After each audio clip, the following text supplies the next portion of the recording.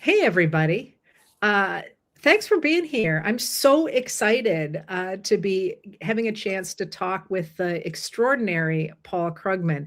And I wanted to say, Paul, one of the reasons I'm so excited about doing this is because, you know, in the period when I started studying history, economics and politics were almost considered the same thing. That is, it was understood that the American people had to understand the economy in order to make good decisions about politics. So in the newspapers, they would explain every financial decision, every tax decision, every kind of decisions they were making about the kind of economy they were trying to build.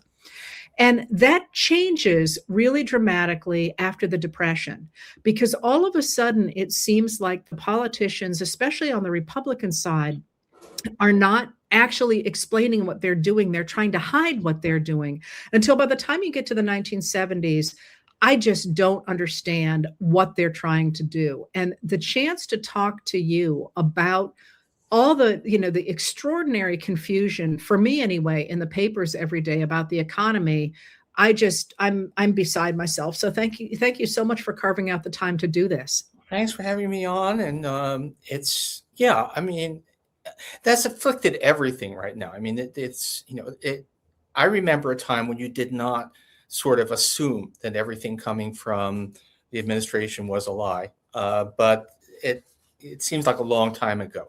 I mean, I'm even nostalgic for George W. Bush when at least they put some care into the lies. But anyway, but on economics, it's been sheer nonsense from at least half the political spectrum since around 1980. And it shouldn't be. At the end of the day, at least from the stuff I did, there's some pretty basic concepts, and obviously we're trying to figure out how a lot of them work on a micro scale. But honestly, you should be able to understand what your politicians are trying to do with the economy, it seems to me. Yeah, there are parts of economic policy that are technical and difficult. I mean, at some level, at least it takes some effort to understand what the Federal Reserve is up to. But that is also, at least has been historically, a technocratic institution, and they do try to communicate what they're up to. But on, spending, taxing and spending, and basics about who bears the burden, that shouldn't be, the public should be informed about that. I mean, the public should be informed about all of it, but that really doesn't require a lot of technical background, but it does require some honesty on the part of people talking about it, which is very much sort of that's a historical virtue that we forgot about these days. Well, today, why don't we jump into energy policy? Because I think that's where you began your career. And oh my, is it in the news today? So, how did you start actually? Okay. Yeah, I started as an undergraduate. I got Bill Nordhaus at Yale took me on as a research assistant, and it was a glorious introduction, a great mentor, and had me working on energy in 1973. Wow. Actually, he was a little bit ahead. He had started a big project on energy that was just before, a few months before the Arab oil embargo after the Yom Kippur War, but turned out to be, of course, incredibly timely. So there I was, spending, immured in the geology library, thinking of Bureau of Mines circulars and all of that stuff. And it was. I gotta say, in some ways, I'm feeling young again because once again we have a global energy crisis brought on by insanity in the Middle East, and it feels like old times. Except in some ways, what's happening now is actually worse. By the numbers, this is at least if it goes on for any length of time, it's a bigger shock. But anyway, it is a kind of amazing how this keeps on happening. But Well, yeah. so I thought we maybe would start with the Strait of Hormuz, but Yeah. but if you talk about 73 and then go back, this is actually the big question for me from, the turn of the last century onward, beginning I think in 1916. the United States government began to subsidize fossil fuels with the argument that you needed to give tax breaks, for example, to oil producers because cheap energy would dramatically increase the size of the economy and would make the economy boom. And do you want to walk us through how we get from that idea at the beginning of the 20th century through this dependence on not really dependence on Middle Eastern oils in a sense, because we are now exporters of oil, but why we're tied to the oil across the globe and why we're in thrall now to the Strait of Hormuz? Okay, so let me say that it's not all bad policy. Uh, until very, very recently, if you wanted to have a moving vehicle and you want an engine that, with reasonable amounts of weight on, there's a lot to be said for petroleum as a way to fuel vehicles. It's still, it's only in the last few years that electric cars powered by renewable energy have become a real possibility. Until then, it really was no way around. What the U.S. stands out for, which is pretty much almost unique among wealthy countries, is that we have kept fossil fuels extremely cheap. In fact, I'm working on that probably for something in the next few days. The United States is actually substantially more dependent on oil, about twice as dependent on oil relative to various things that as Europe is. And you might think that that's because they are further ahead of us on renewables, which they are, but that's really not the big thing. The big thing is that they just drive much more fuel efficient cars. And the question is, why do they do that? And the answer is, well, if you've ever looked at gas prices in Europe, they're enormously higher, and that's all taxes and it's historical, it's legacy. In Europe, at the time that they were making those decisions, cars were still sort of an upper income item, and so they taxed gasoline heavily, and which turns out in the end to be, to their advantage because they're less dependent on this oil than we are. And in the United States, after years and years of not increasing the gas tax, taxes are a lower proportion of your price at the pump than ever before. So that means a big decision. We have, in some ways systematically, but also to a large extent, just sort of backed into a situation where, yes, we're auto dependent, but so are lots of other places. What we do is we drive big gas guzzling cars still. And that really makes us very exposed to this kind of shock now. Well, so we subsidize oil in the United States, not only by not putting taxes on it, but also there are all kinds of tax breaks and subsidies, not just for gasoline, but also for things like home heating fuel. But again, if you read the news, the United States actually exports oil. Why doesn't that give us cushion against the kind of problem we're seeing in the Strait of Hormuz, which is the outlet to the about 20% of the world's oil goes through out of the Persian Gulf, and this is what Iran has now cut off, or rather, actually, to be specific, Iran has threatened, and insurance companies have said they will no longer cover the ships going through the Strait of Hormuz, which means that essentially they can't go through. Why is this still on the table if the United States is an exporter of fuel? Okay, and the answer is that oil is very fungible. An oil tanker they can choose the destination where oil goes. The United States, we're both an importer and an exporter of oil. It's actually, the upper Midwest gets a lot of its oil from Canada. A lot of the oil that comes from fracking in Texas goes overseas. So, we're on both sides. And in both cases, the price of that oil is determined by where else it can be sold. And so there are two sort of global benchmark prices of oil. There's West Texas Intermediate in Cushing, Oklahoma, and there's Brent North Sea. So there's a European price and a US price, and they're always within a few dollars of each other because it's arbitrage. I'm trying to find ways to use normal language. But anyway, there's a global oil price. And the fact that the US is self-sufficient makes no real difference to that, at least under the current rules of the game. If the price of oil goes up, yeah, the United States as a whole gains as much from higher prices for the oil it produces as it loses from higher prices for the oil we consume. But the United States as a whole doesn't exist. Consumers are hurt, oil producers benefit, and there's no compensation there. The only way that we could be insulated from all of that would be if we had something. Well, what we had in the 1970s with mixed results was we did have price controls on U.S. produced oil, and that lower price was passed on in the form of some protection of consumers from oil prices in the 1970s. Now that was mishandled, and there were shortages in gas lines, which unfortunately I'm old enough to remember very vividly. But that's the kind of thing that we did once upon a time. We also, when the price controls were taken off for a little while, we had excess profits taxes on oil companies, which all ended up being a moot point because oil prices crashed. But the point is, we don't do any of that now.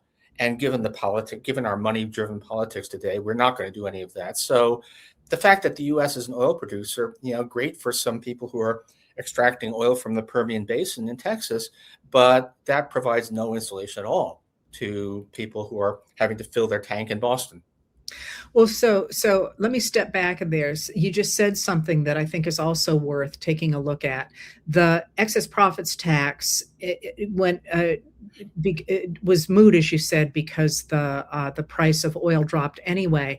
But you made the point, I think it was yesterday, that our politics have changed dramatically in the years since the 1980s, in that the oil producers now have much more power than they had in the 1970s and the 1980s in the US government. And so it is unlikely to see the kinds of controls we're talking about, right?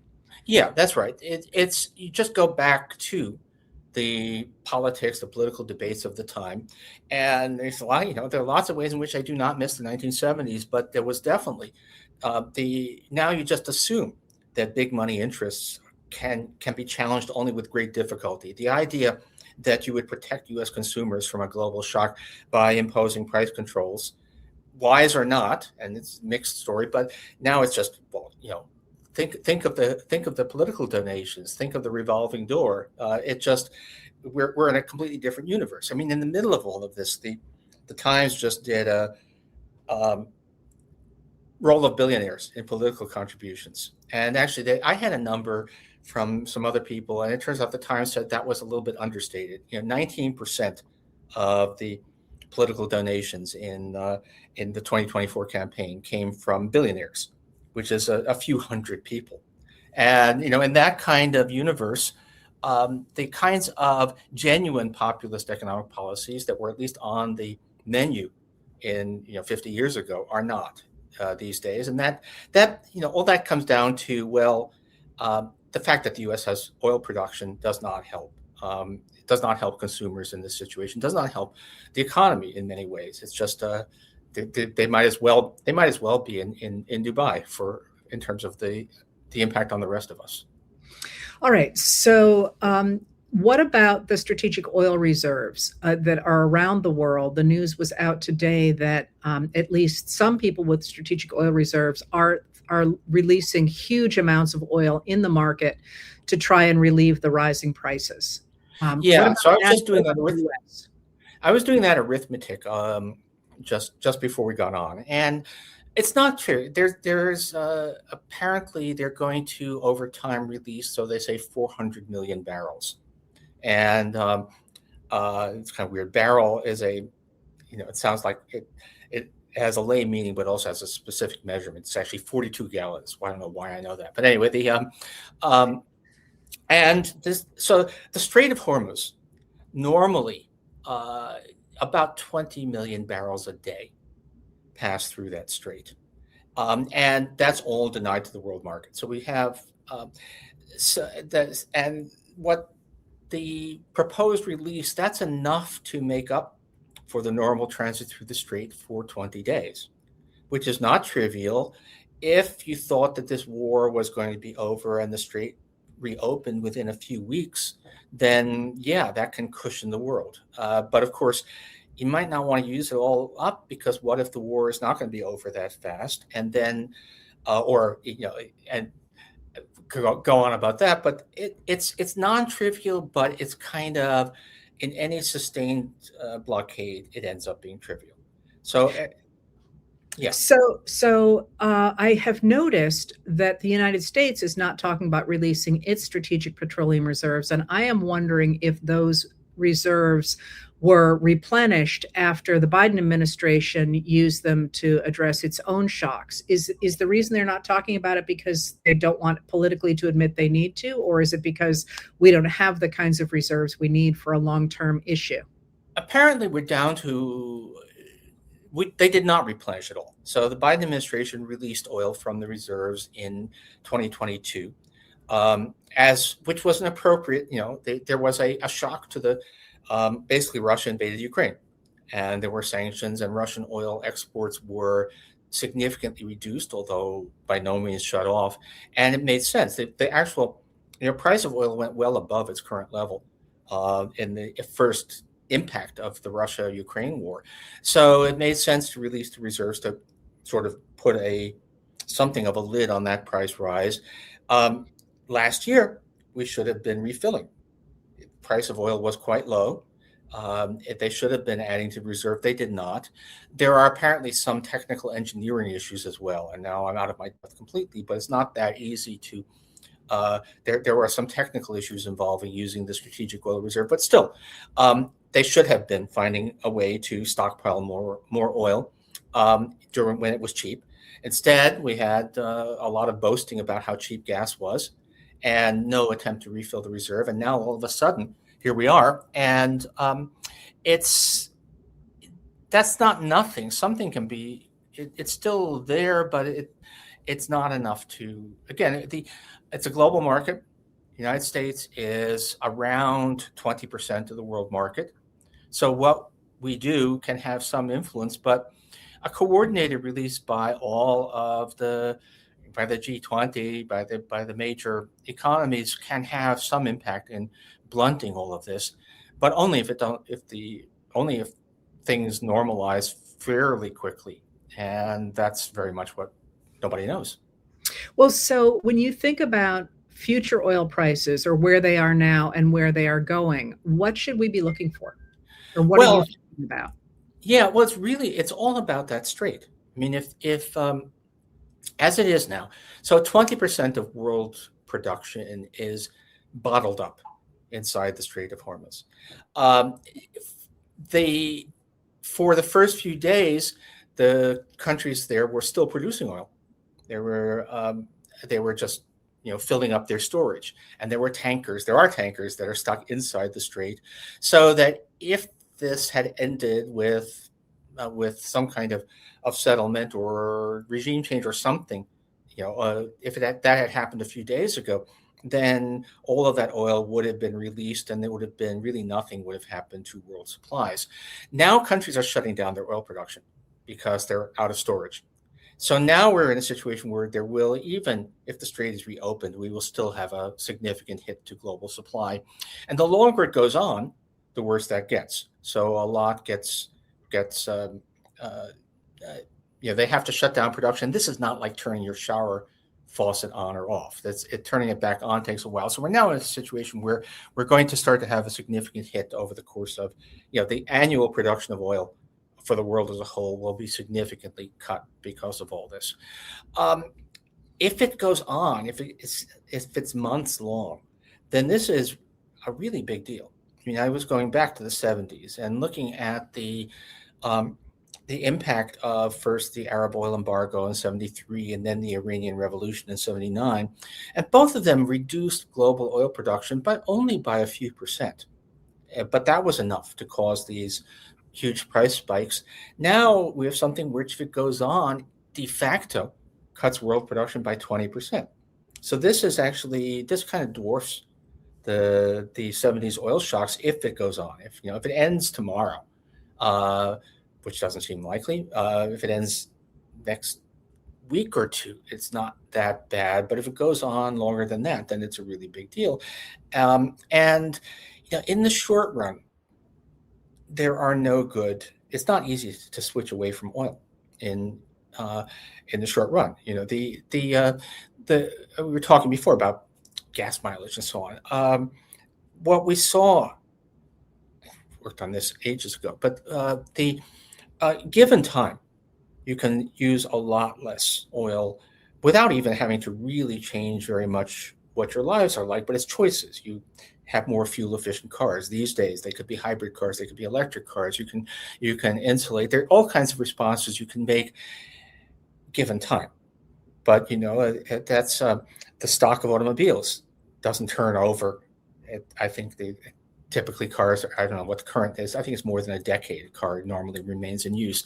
Everything else there. So the kinds of choices that you can make that will reduce dependence on oil, which is what you would want to do if world oil supply is permanently crippled or at least damaged, are things that will take years to pan out. And in the meantime, the point of all that is that in the meantime, because people need that oil and they bid for it, that means that prices go extremely high. So it's remarkably ugly as a scenario. Well, so now I want to ask you something that has bothered me since the 1970s, Yeah. since those gas lines. And, we were talking the other day, which I had forgotten. I'm not sure. I drove in those days. I think I was too young. But the last number of your license plate being odd or even determined what days you could buy gas, which, my children were like, really? And absolutely. I remember that. I remember actually driving from Boston up to a conference in New Hampshire. I'm wondering if I'd be able to get back because I wasn't sure I'd be able to fill up my tank. But yeah. Because you had the wrong license plate. It was just alternate numbers and just in general, even with the odd even. I'm not sure that was enforced at the time, but it wasn't all gas stations just put up signs saying, sorry, no gas, we're out. Yeah. Oh, yeah. Oh, I remember those. So to go back to where I began here with the idea of the government subsidizing fossil fuels to the degree we do, why aren't we either ceasing those subsidies, which I assume would slow the economy by making oil more expensive in the United States, or subsidizing renewables? Because I think I've read from the stuff that you do that it's actually cheaper right now to produce energy based on renewables. Yeah. Can you walk me through that? Because it just doesn't make any sense to me that we haven't been doing this since the 1970s, which was, of course, a direction that Jimmy Carter started down and Ronald Reagan reversed. Yeah. So there's a couple of things going on here. One is, sure, there's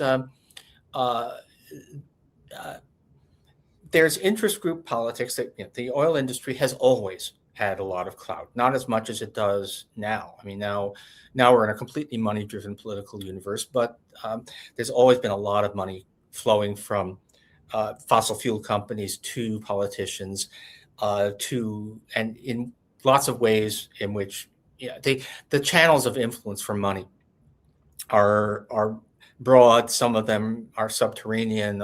Lots of stuff. I mean, they sort of slight diversion, but there was some years back.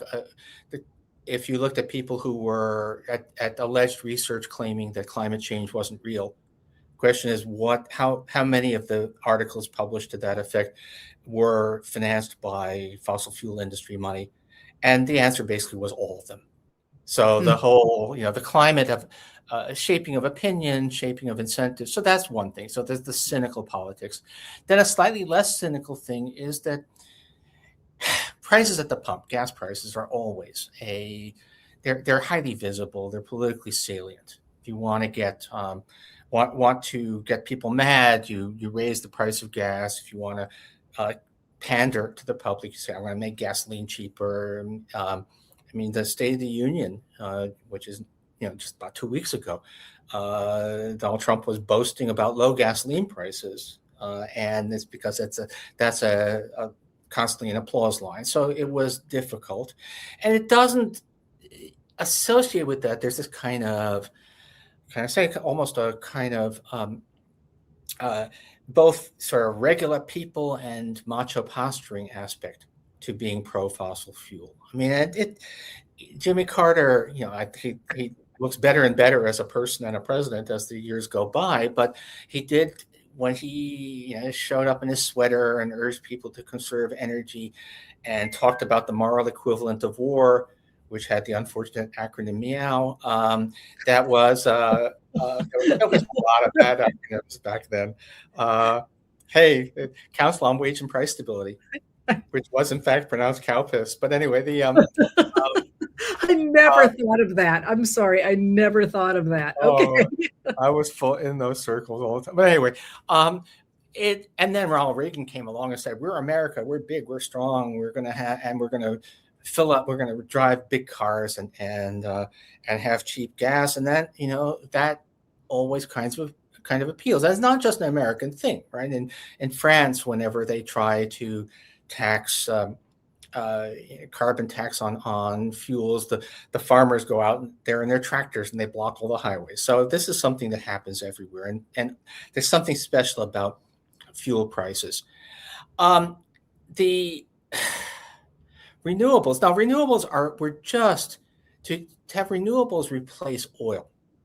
That's a complex, or I don't mean complicated. I mean that it's a bunch of interactive things. It's both renewable electricity generation and electric cars and charging stations and batteries, and that's something that can be done. In fact, it's happening. And it's happening quickly in China. It's starting to happen in Europe. We had a policy under Biden to do that, and now renewables are definitely cheaper than coal for generating electricity. We don't use a lot of oil to generate electricity, although we do use natural gas is actually the big driver of that. And there's some margin in which that and oil are substitutes for each other. So there's something there, but and that I have to say that's one of the great disappointments, because on the whole, reducing dependence on fossil fuels, reducing emissions, moving to a sustainable economy, the gods of technology have been our friends. Circa 2015 or so, it suddenly became that this was not only the right thing to do for the environment and the future of humanity, but also actually economically it made sense. And so we kind of hoped that by having a policy that was carrots, not sticks, that by subsidizing green energy, by subsidizing the energy transition, that we could do this in a way that would not be politically objectionable, that would in fact build a constituency for green energy. I think that was starting to happen, but it wasn't enough. And then it confronts, this. Now I think we really get into the realm of not just interest group politics and corruption and all that, but also just psychology. That renewable energy is woke, and the people currently running America just hate it. And Donald Trump has this special thing against windmills, and so in some ways, the technology is now so good that renewables are continuing to progress despite all of that, but much more slowly than they would have.